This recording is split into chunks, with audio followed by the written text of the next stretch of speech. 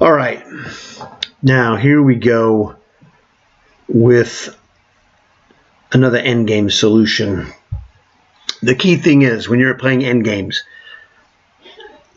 the piece count is lower, so calculations can become easier. Now, the move that's most obvious to everyone should be pawn takes pawn. However, it's not the best move.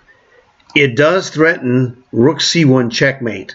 However, you're really not winning this pawn. You can't do anything with it. So this, to me, is a big-time diversion, a trap. Find the blunder and don't play it. C takes b4, double question mark, which normally winning a pawn is not double question mark.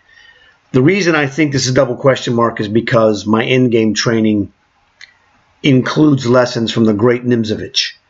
And Nimzovich said, when you're playing in the endgames, like this one, your rook is best placed behind either your pawn to queen it or behind an enemy's passed pawn to stop it. And since I'm not behind an enemy's passed pawn, but I am behind my own pawn to queen it, my trained chess brain says c4 is the move. It was so good the heavens agreed with me. This, to me, is the crushing move. How does he stop this pawn is the question we ask ourselves. And I'm playing in a tournament like this. I would look at this position and I'd go, well, I can play pawn takes pawn. Like, wait a second, dummy. c4, how are you going to stop me, Bobby Fischer? Well, he can go rook to d6, I go c3. He can go rook to d1, I can go c2. He can play rook to c1, and that is it. And then I said, well, okay, he's blocked my pawn. I can't stop him. I go, no, I don't have to do it. I just go rook to d8. And you might say, well, that rook's there on c1 and your pawn's on c8. Rook takes free pawn. Oh, rook to d1 is checkmate, grasshopper. So, as I've said before, I don't do passive defense. I come from the Bobby Fischer school of active defense and forceful defense. So c4, we're going to look at this again. This is me double checking my analysis. c4, I'm threatening to queen this pawn. If he does nothing, c3, c2, c1, it's a queen. But c4, the only move he can play, rook to d6. c3, the only move that stops me from queening is rook to d1. c2, attacking his rook. The only move that stops me from queening is rook to c1. And then I play rook d8. And yes, I am going to play the threat of rook to d1 check queening. Now the sequence is here would be when I play rook d8, he can't take it. His best move is king f1, rook checks, king to e2, rook takes rook, king to d2, and he wins my pawn, but I'm a rook ahead. This is game over. He did exactly what I told you. He did exactly what I told you again, because it's obvious. And the thing is, you must understand the motivation behind the moves. I'm threatening to queen the pawn. That's why the moves were rook to d6 and trying to get in front of it. And now he's in the devastating 7th rank position. And the tactical trick is we step to the side and we threaten to checkmate him if he takes our pawn. And if he doesn't take it, we're going to check him and then take his rook. I told you that was his best move. Told you that was his best move too. Now, let's go back to the beginning here. Let me count all the moves I told you in a row that he was going to play in sequence. Because this is an endgame and lesser pieces, calculation opportunities expand to where I could go a long sequence. 1, 2, 3. I'm going to queen this pawn. He says you're not. That's 4. I go 5. I'm going to queen this pawn. He goes 6. You're not. I go 7. I'm going to now threaten to checkmate you and queen this pawn with rook d8. 8. King f1. Best move. He's trying to get out of the trap. He's not being threatened with checkmate anymore, so now he's threatening to take my pawn. Move number 9. Rook to d1 check. Move number 10. King to e2. Best he could do. And now rook, move number 11, rook takes free rook. I told you this all. You can go back and check the video. 11 consecutive moves, exactly predicted, and that's what happened in the game. This is how you know your chess is going better. You're predicting at some point 1, 2, 3 moves, 4 moves, and it just goes higher and higher as time progresses. Practice every day. Just go do problems. Use my techniques that I'm showing you to do problems. You're not going to get them all right. No one gets every problem right. But every time you get one right, you're going to go like, that guy told me that I was going to get this right. I'm the only one that tells you this. Okay, now, what's going on? Crazy opening. We have sacrificed 2 pieces. Some crazy gambit. We've sacrificed 2 pieces to expose this king. He has no development at all. All right. Now, the safe move, queen e5 check, king f7, queen takes rook. You know, it's you have a maybe a slight advantage because he has no development. However, we need to look at what's available. What do we have? Now, he's got his king on dark squares. We have no dark square bishop. Man, if we had bishop to g5, he'd be in trouble. All right? Maybe. I don't know. But we have a rook to check him. What happens? Well, let's look at this. In my brain, this move is free to look at. Rook to e1 check. Now, one of the biggest mistakes people make is they make these moves like this, trying to be like the next Hikaru. No. Take your time. I've said this in other videos, and you can go back and look at my catalog of videos and find this to be true.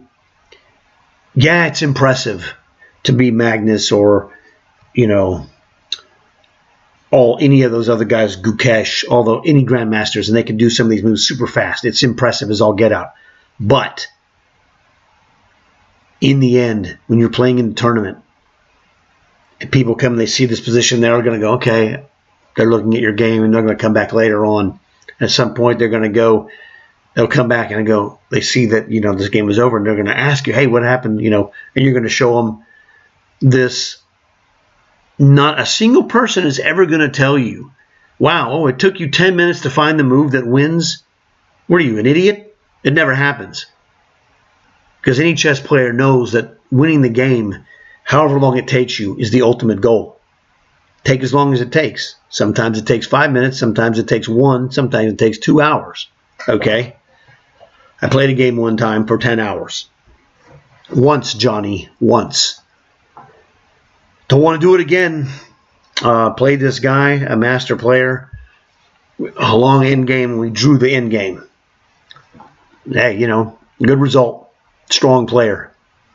He came there to kick my butt. Couldn't do it. So made me, you know, feel very good and very confident. Now, queen e5 check is a good move. King f7 is the only legal move. But we have a response, I guess, of bishop c4 check.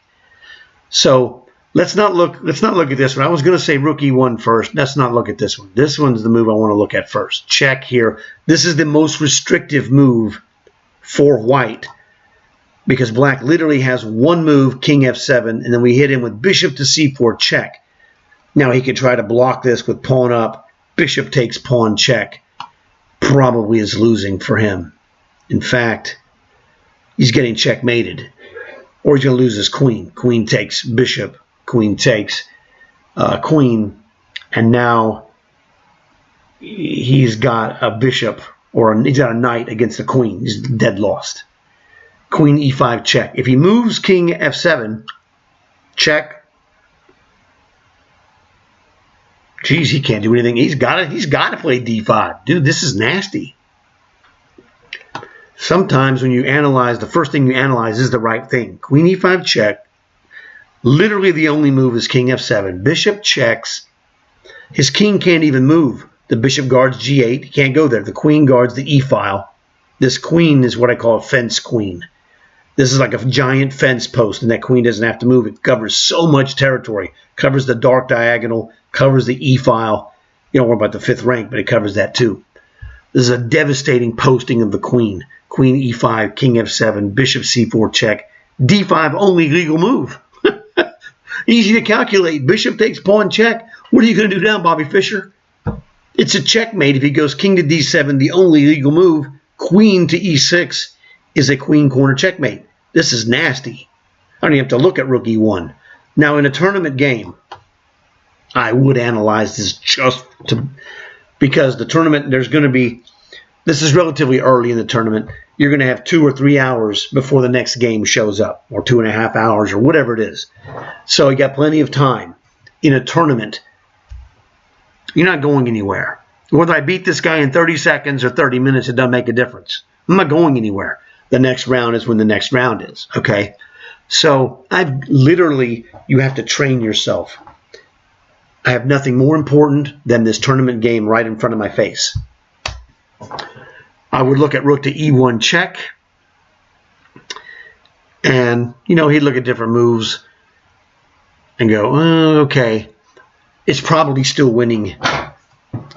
Rook e1 check, but then he has a king f7. Again, bishop checks is the move. King f6 is the move. Queen e5 check is devastating. It's all nasty. But when we condense it down, the most efficient move I can play is queen to e5 check. And the moves play themselves now. You know what I told you about my dad.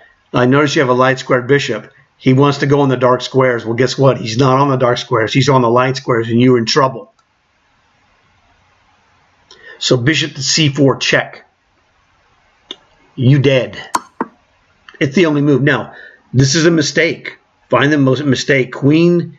You don't want to trade queens when you're attacking, all right? We're attacking. We don't want to trade queens unless we're like forcing a checkmate or getting massive material. That's not happening.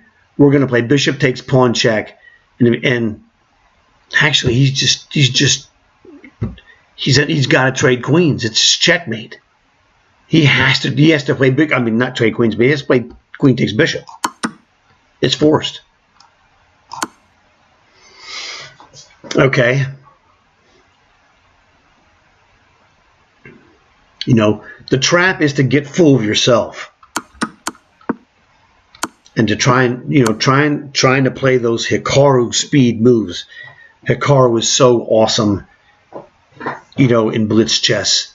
His accuracy is ridiculous, and his speed is it's legendary. Let's just call it what it is, okay? It's legendary.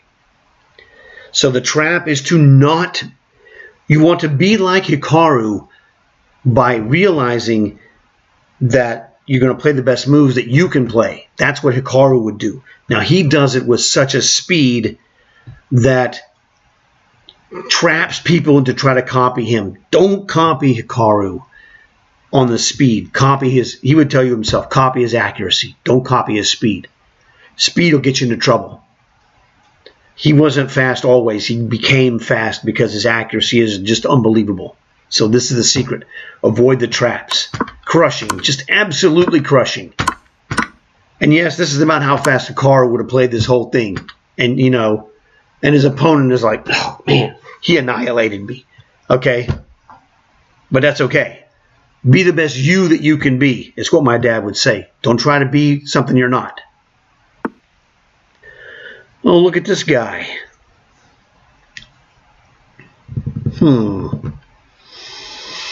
Okay.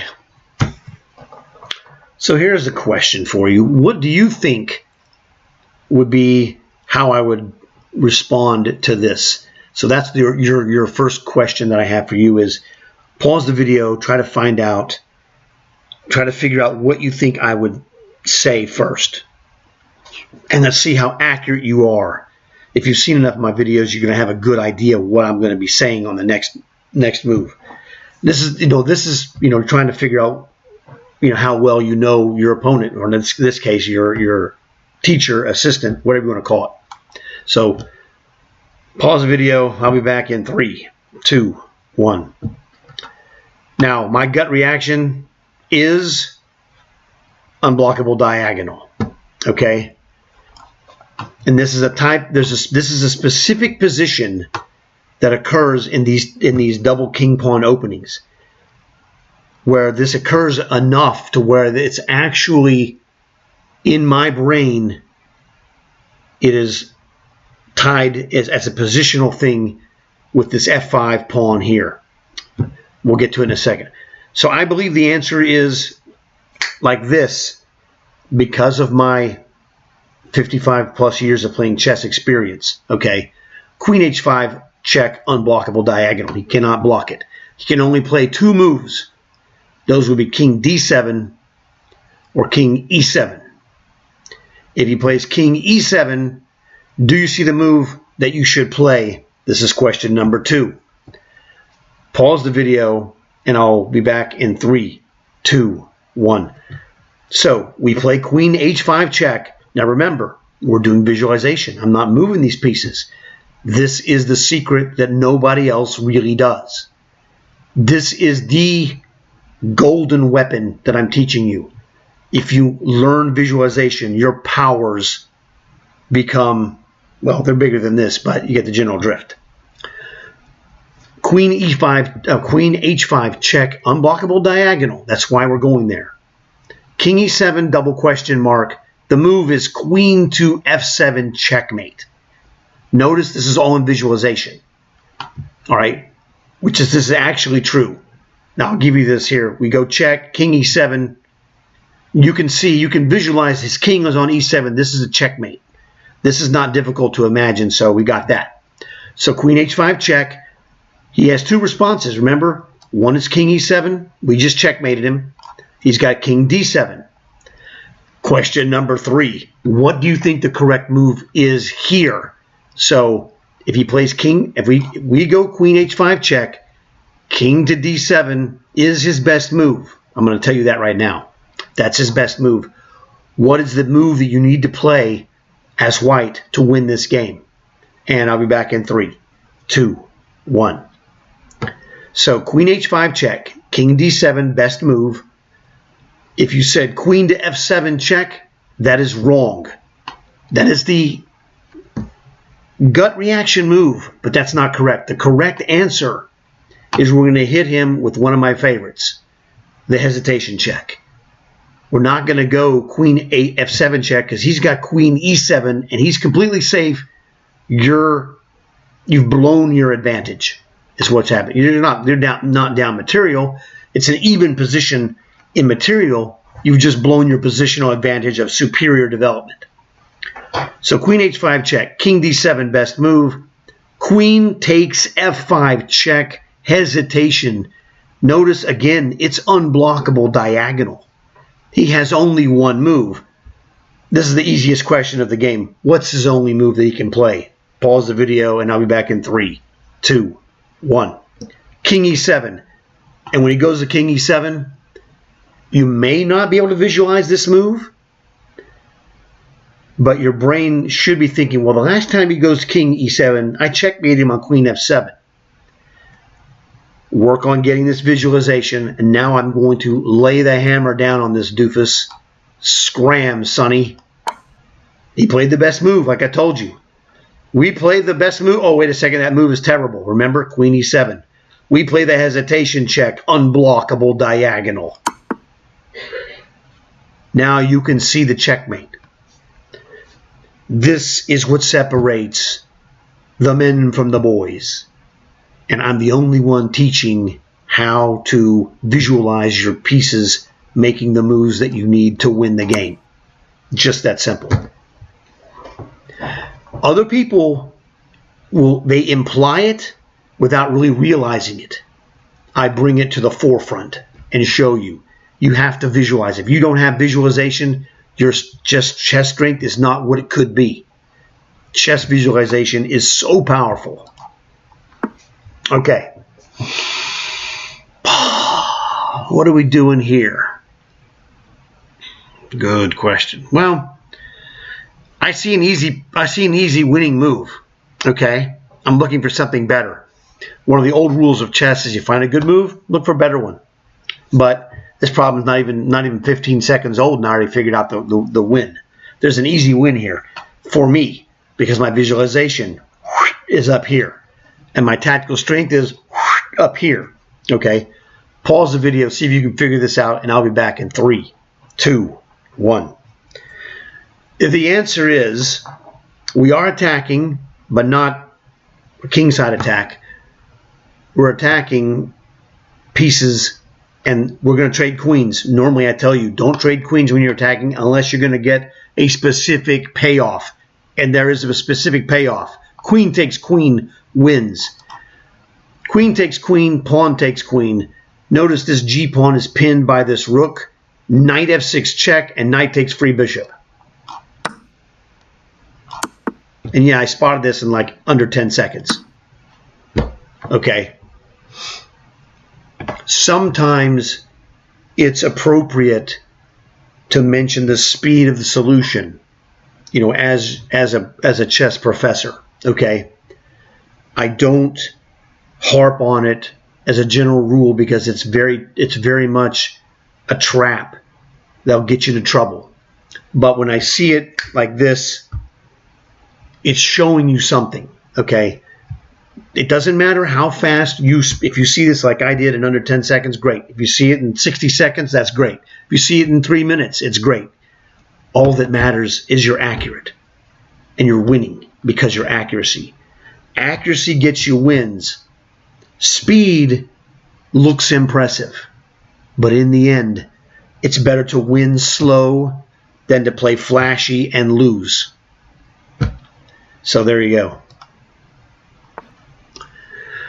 Oh, what are we doing? Well,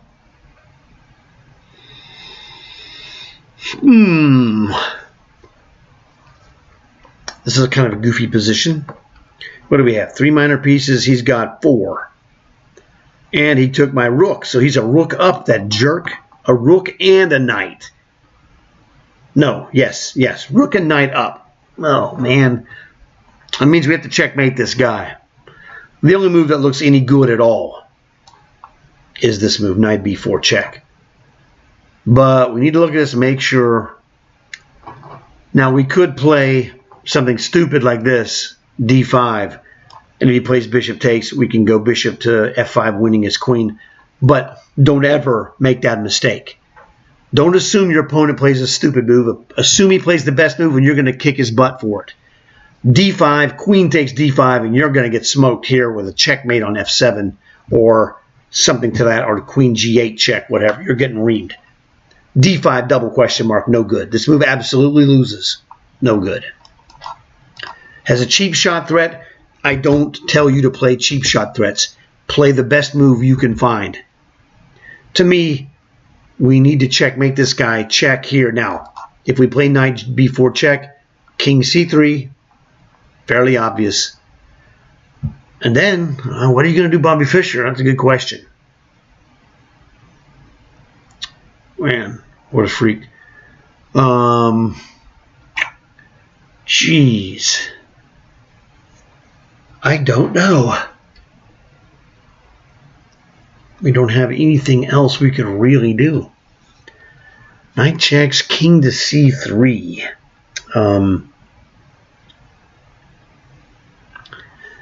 Dude, that's nasty.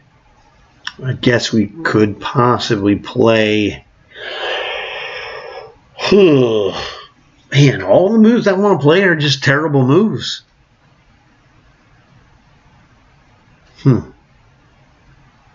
Check, king to c3. Knight to d5 doesn't do it. Queen to d4 doesn't do it. He just plays queen takes. And then pawn takes check. And then, well, you can just take it. Or take the knight, either way. So, knight b4 check.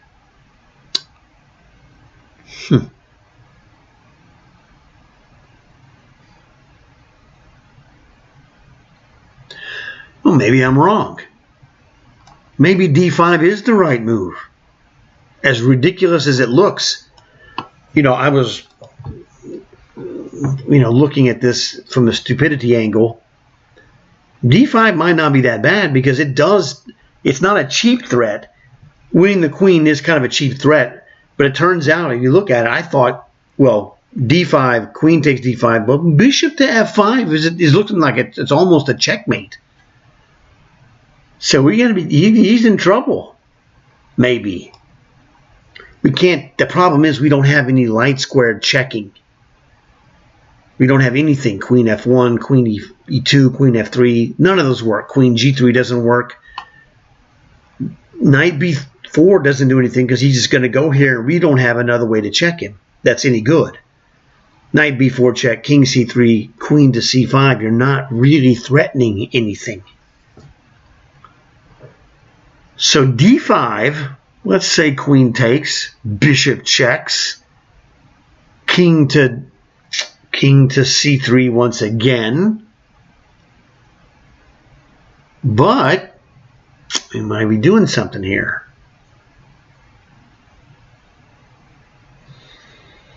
You know, we'd have queen to c5, not queen to c5 because you just trade queens. Get annihilated there. d5, queen takes. Well, we could place e4 check, sacrificing a pawn with check. So let's look at d5. Again, if bishop takes d5, bishop f5 wins his queen with check on the next move. So he's got to move his queen. d5, queen takes d5, e4 check. He could take it with his king, but I think he's checkmated, or just about checkmated, with bishop f5 check.